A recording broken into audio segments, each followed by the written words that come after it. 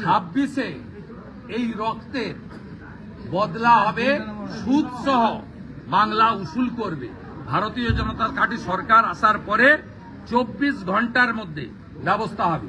ইতিমধ্যে মাননীয় বিপ্লব দেব বলেছেন এসটি কমিশন হস্তক্ষেপ করেছে, ওম বিড়লা মহোদয় স্পিকার হস্তক্ষেপ করেছেন, জলপাইগুড়ির এসপি দিল্লি যাওয়ার জন্য ডিজিপি রাজীব কুমার ব্যাগ গুছিয়ে রাখুন। আপনি স্পিকারের ডাক আসবে।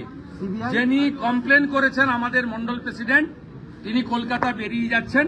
আগামীকাল কলকাতা হাইকোর্টের ভ্যাকেশন বেঞ্চে পুলিশ ইনঅ্যাকশনের মামলা হবে। রাজ্য সভাপতি সমীর ভট্টাচার্য যে কথা বলেছেন তাকে আমি এন্ডোর্স করে সমর্থন করে বলি, এনআইএ বা সিবিআই তদন্ত হওয়া উচিত।